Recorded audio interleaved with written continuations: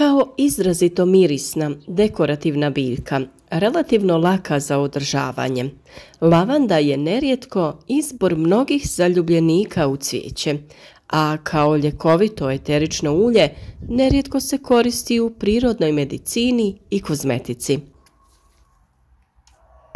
U današnjem videu ćemo sa vama podijeliti informacije vezane za njen uzgoj, kada je vrijeme sadnje, kako se razmnožava, orezuje i sve što trebate znati kako bi i vi uživali u ovoj elegantnoj i mirisnoj biljci. Na našem kanalu možete potražiti savjete o uzgoju različitih biljaka, voća i povrća, pa ne zaboravite zapratiti kanal kako bi svaki dan dobili novi, koristan i pravovremen savjet. Prava lavanda nije osjetljiva što se tiče vrste tla. Uspijeva na mediteranskom kršu, kamenitoj i stjenovitoj podlozi, dok je hibridna lavanda osjetljivija i zahtjeva dublje plodno tlo sa vodozračnim režimom. Prije same sadnje lavande potrebno je pripremiti tlo za uspješan uzgoj. To počinjete oko godinu dana prije same sadnje. Najčešće u jesenskim mjesecima najprije je potrebno očistiti tlo od svih korovskih biljaka, kako bi se osiguralo čisto, sigurno tlo za sadnju. Također, mnogi uzgajivači odlučuju se i za sadnju mahunarki prije same obrade tla. Nakon vađenja mahunarki, ono se mora duboko preorati do dubine oko 20 cm. Zbog izrazito dubokog i razgranatog korijena lavande slijedi gnojidba i usitnjavanje zemljišta, kako bi se dobio rahli površinski sloj do 16 cm dubine. Ovako pripremljeno tlo omogućuje korijenu lavande maksimalno crpljenje hranjivih tvari i vode iz tla. Sve ovo se odnosi prvenstveno ukoliko ćete se baviti plantažnim uzgojem ove biljke.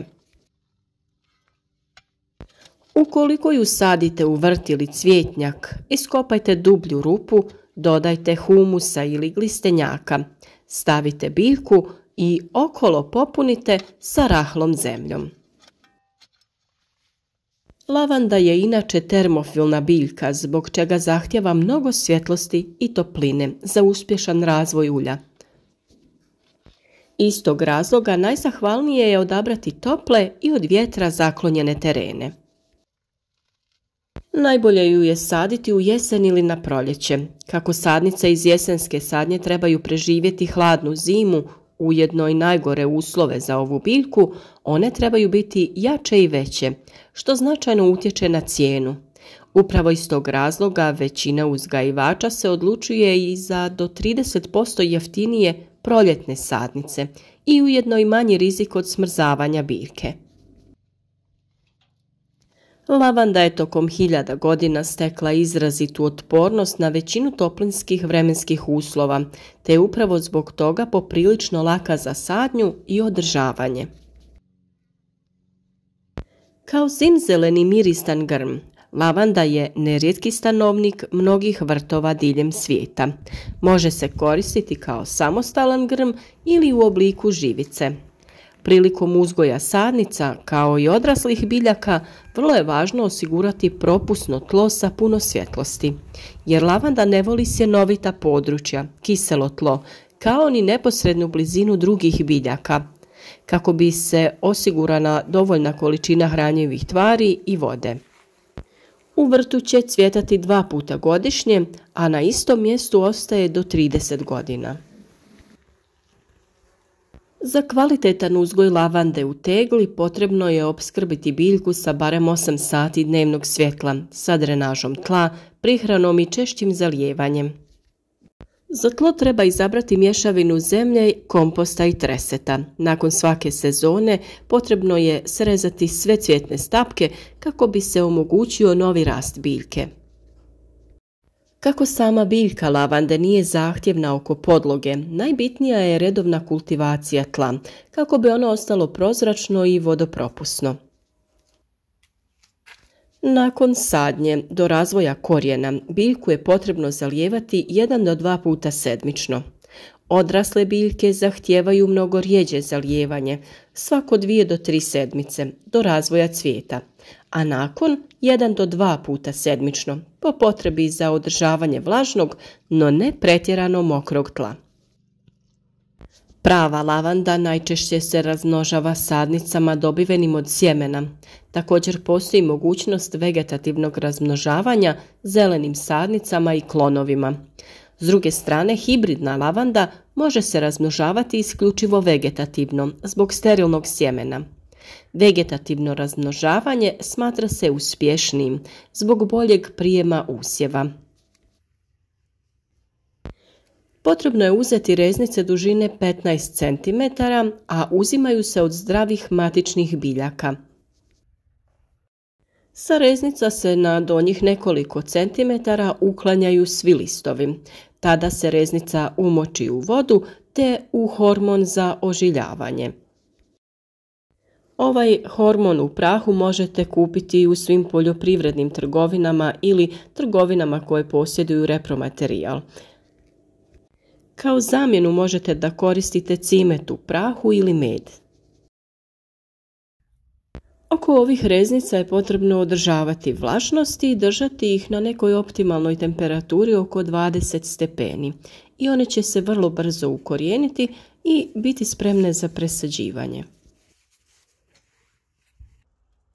Biljke će za nekoliko mjeseci biti spremne za presađivanje u posebne posude. Kada ih presadite, lagano im odrežite vrh kako bi potaknuli grananje i na taj način ćete dobiti jedan mali lijepi žbun.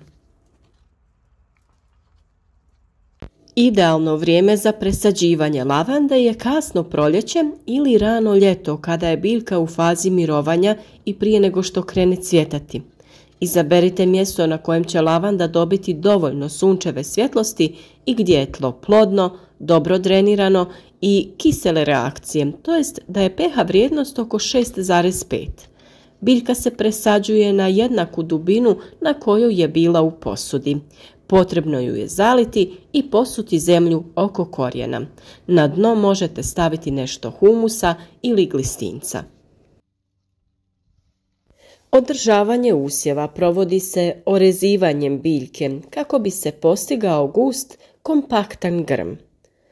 Orezivanje se odvija u prvoj godini vegetacije krajem maja na 8 do 10 cm visine i u drugoj godini na 15 do 18 cm visine. Nakon toga nije potrebno dalje orezivati. To govorimo kada se radi o uzgoju za iskorištavanje većeg broja cvjetova.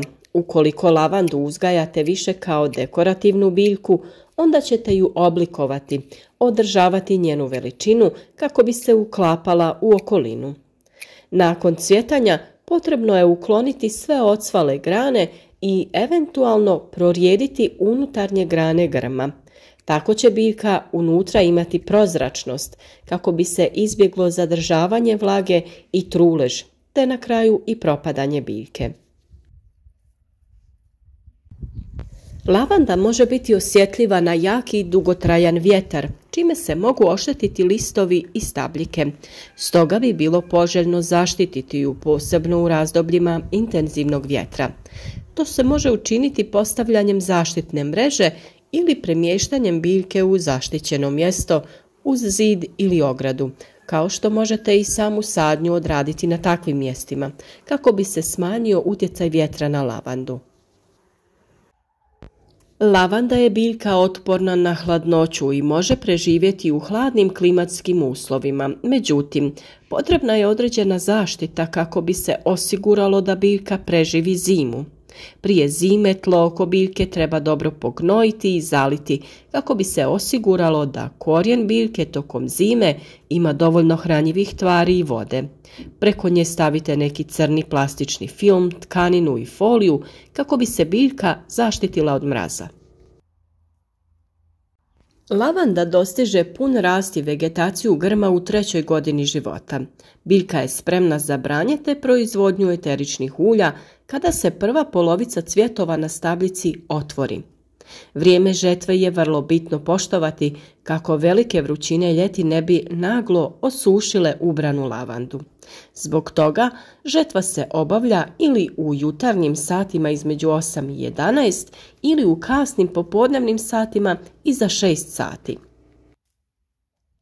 Također vrlo je važno naglasiti kako kiša i vanjska vlaga uzrokuju nakupljanje vode u biljci, što negativno utječe na kvalitetu ulja. Potrebno je stoga nakon kišnog dana pričekati 3 do 5 dana kako bi se biljka riješila vlage i ako se žetva obavlja u ranim jutarnjim satima, pričekati povlačenje rose sa biljke.